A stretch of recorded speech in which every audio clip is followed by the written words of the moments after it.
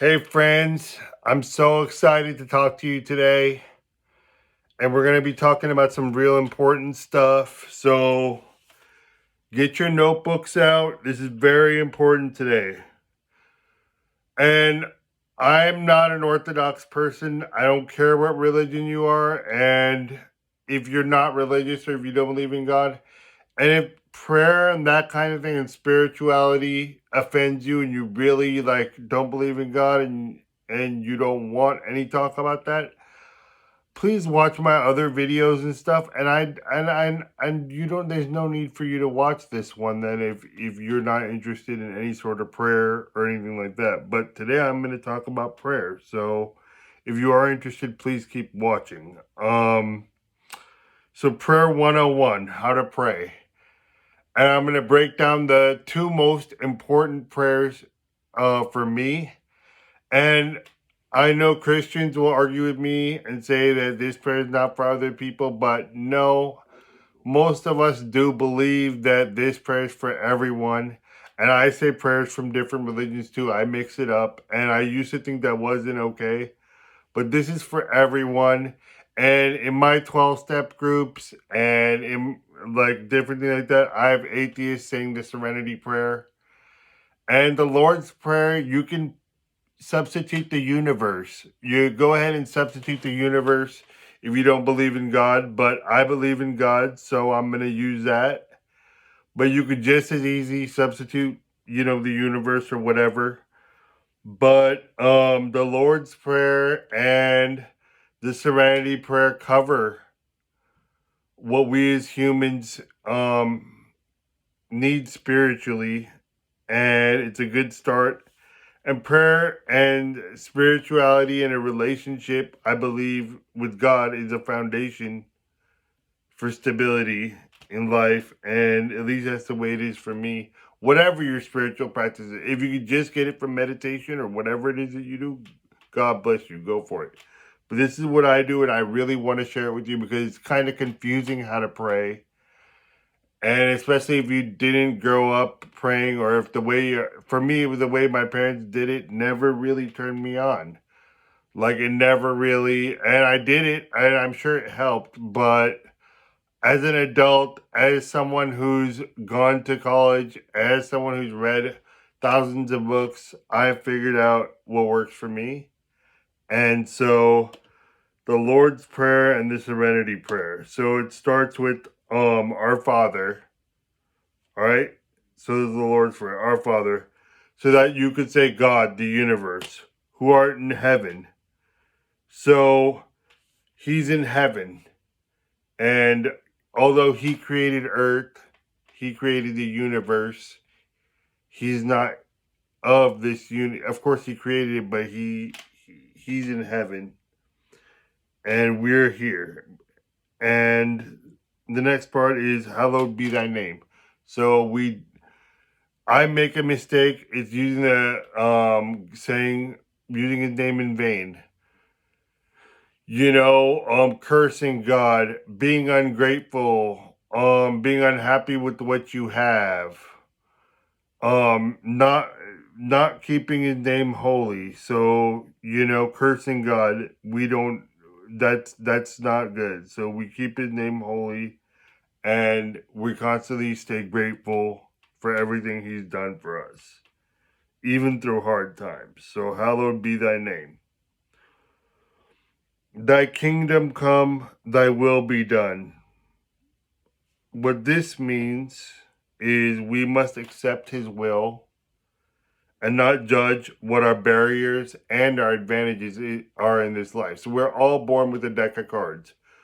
We all have certain advantages.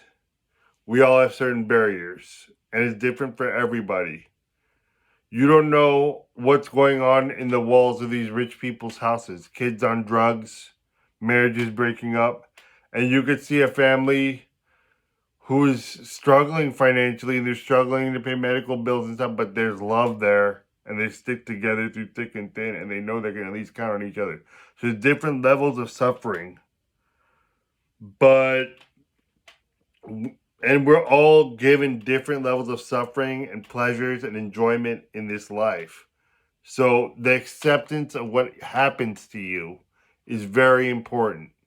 You must accept what happens to you in this life, and I've struggled with that a lot. You must accept what happens to you. So his will is done, not ours. Thy will be done on earth as it is in heaven. So, you know what? It's our job to try and create a heaven on earth. Of course, I don't want to say we'll never get there, but it's our job to make our lives as pleasant as possible. The people in your life, the people you work with, the people you love, the strangers. Give everyone a smile. Be pleasant. Be helpful. Be loving. We want to try and create God's way down here.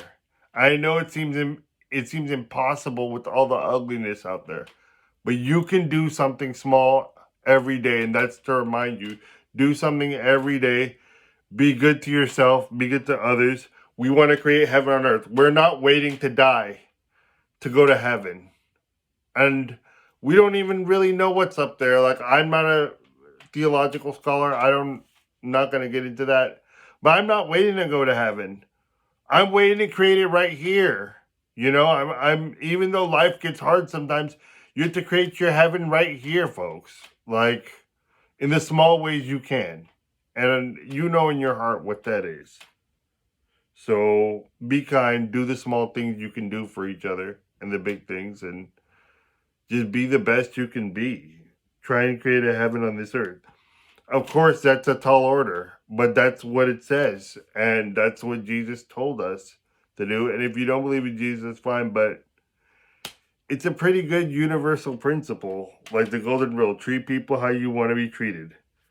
So let's see where we are now. Thy kingdom come, thy will be done, on earth as it is in heaven. Give us this day our daily bread. Give us this day our daily bread. I love this one because I love to eat. But it's not necessarily about eating. It's about the provision you need in life. Not only food and clothing and a roof, our daily bread. That's love. That's, all the beautiful things in life. All the things we appreciate. The love between a child and their parents, or between spouses, and sharing meals together, daily bread, enjoying life, having your finances covered, having prosperity. That's daily bread. And that comes from God. All right? We can strive as much.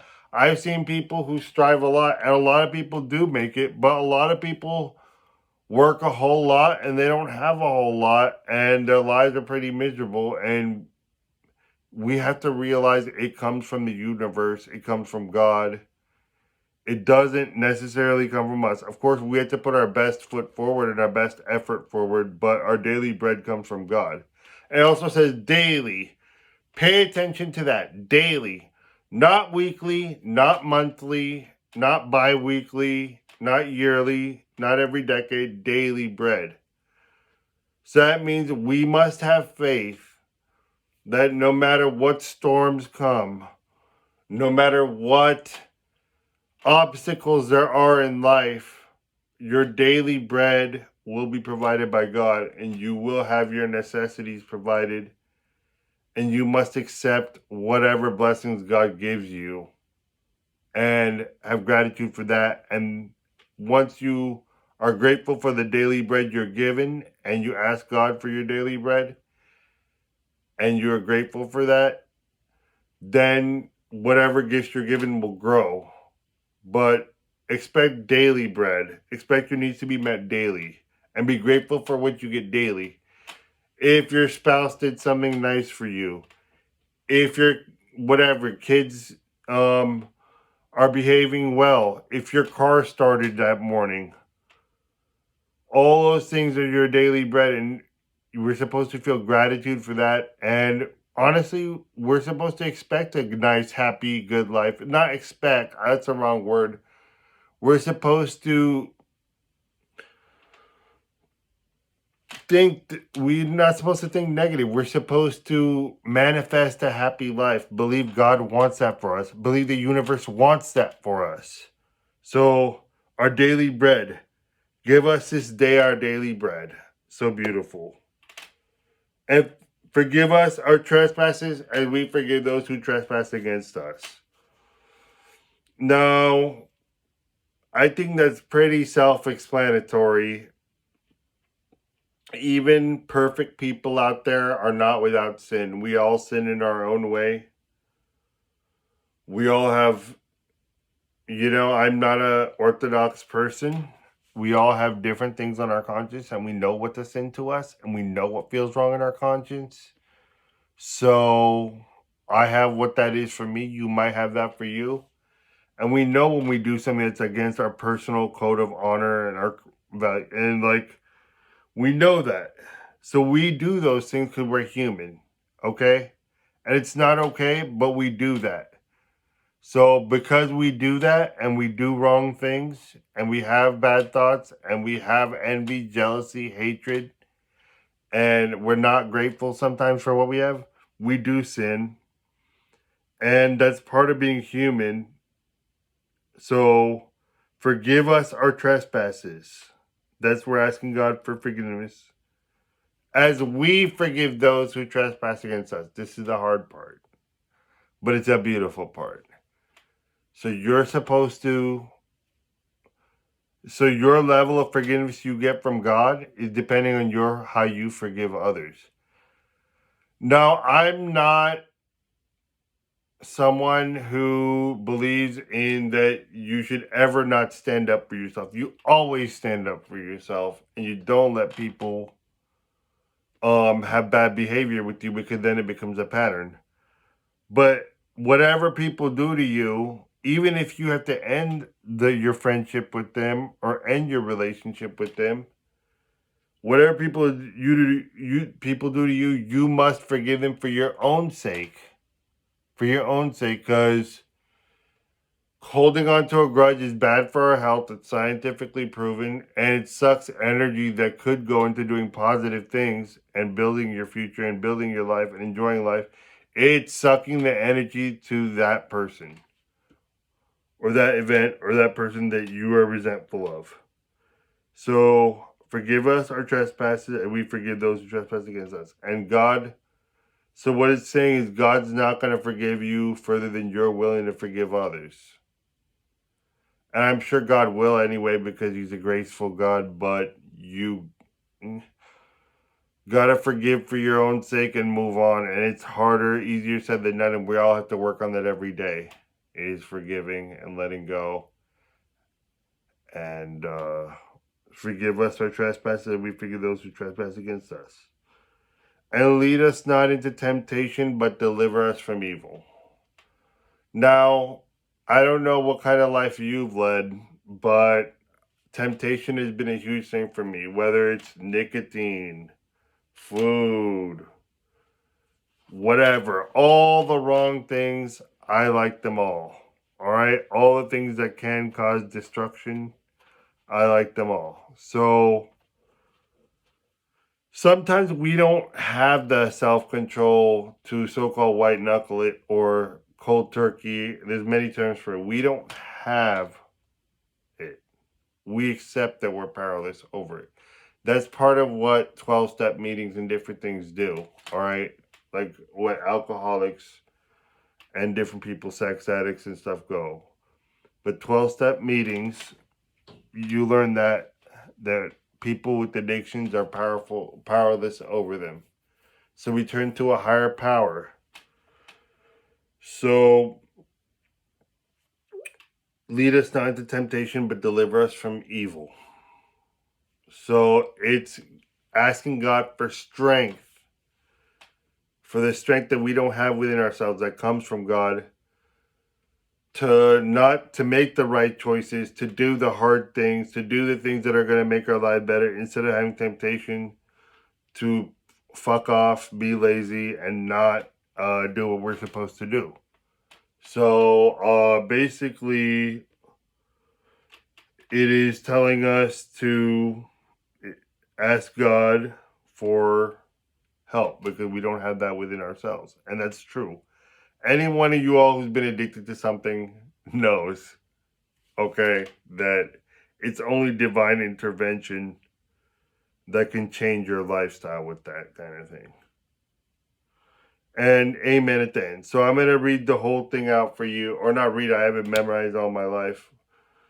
So the Lord's Prayer. Our Father, who art in heaven, hallowed be thy name. Thy kingdom come, thy will be done on earth as it is in heaven. Give us this day our daily bread, and forgive us our trespasses, as we forgive those who trespass against us. And lead us not into temptation, but deliver us from evil. Amen. So that's what it sounds like, but I wanted to break it down so it doesn't sound like a word salad. So I used to repeat that as a kid, and I somewhat understood the meaning, but I didn't until I heard a good preacher break it down into what it really meant. I did not get the amount of hope and the amount of power I get from repeating this prayer. And you don't have to be a Christian to say this prayer. You don't have to. You can also substitute God for the universe, because it's the same thing. So that's a very powerful prayer. It's kept people on their purpose, and it's kept people going and accomplishing many great things for a long time, for 2,000 years. And I don't have to tell you what people who believed in that, the wrong and right things, but when they wanted to get something done, they did. The people who said that prayer. It is a very powerful prayer. And I believe in it. And I want to share it with you. And you should know the meaning of something before you start praying it. You should know the intricate meaning of it. We're adults here. We're not just going to repeat things that we don't know the meaning of. So I gave you the Lord's Prayer. And now we can do the Serenity Prayer. And I have two versions that I like of this. This is a lot shorter. And this is super powerful. And I've seen atheists who are hardcore addicts, all right? I'm not going to tell you what 12-step meaning is, but who are hardcore addicts, okay? And they couldn't stop their compulsive behavior. And they don't believe in God, and they never will. But they say this prayer because in the program we do, and I don't go to the meeting. I realize I didn't belong there, but I still say the prayer. I still say the prayer, and it's a great prayer. And it's very powerful, and it will change your life if you say it consistently. So, God grant me the serenity to accept the things I cannot change. I think that's pretty self-explanatory. God grant me the serenity to accept the things I cannot change, the courage to change the things I can, and the wisdom to know the difference. So this is about circle of influence. I have different terms I use. Circle of influence, onus of control. So this relates to psychology.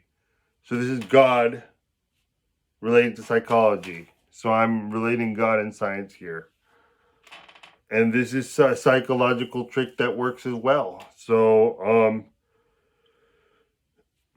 grant me the serenity to accept the things I cannot change. So there's some things in this life you can't change. And constantly thinking about things you can't change is what drives people to addiction and compulsive behavior, the things that will ruin your life. So that's essential for giving up addictions. Serenity to accept the things you cannot change. So that's acceptance. Courage to change the things I can. So that's instead of giving your energy to the things you cannot change, you do have the courage to get up out of your comfort zone and not being lazy and get up off your ass, get up off your lazy, depressed ass and change the things you can. So a lot of people don't have that. And I didn't have that in me, folks, for a long time. I was focused on what I didn't have and cursing God, literally saying F you God every morning when I woke up. So you want the courage to do the things out of your comfort zone. That comes from God. You can ask God for that power. You don't have to. You can get it from within yourself if you have it. But you can ask God for it. And yes, it is magic. And yes, it does work. So you courage to the things I can and the wisdom to know the difference. A lot of the times we don't have the wisdom to know the difference. So it's just asking the God for clarity in those things. So those are the prayers I think are very powerful and they work, folks. And this is the basic prayers, and I repeat these. And it's hard to make up your own prayers sometimes. And so this is a good start. It's a good foundation to a prayer life. And start today. Start saying these prayers today. And the last thing is a different version of the Serenity Prayer, which I like. God grant me the serenity to accept the people I cannot change, the courage to change the person I can, and the wisdom to know that person is me. So that's a good one. So Serenity Prayer for you folks. God grant me the serenity to accept the things I cannot change, the courage to change the things I can, and the wisdom to know the difference. Second version. God grant me the serenity to accept the people I cannot change, the courage to change the person I can, and the wisdom to know that person is me. So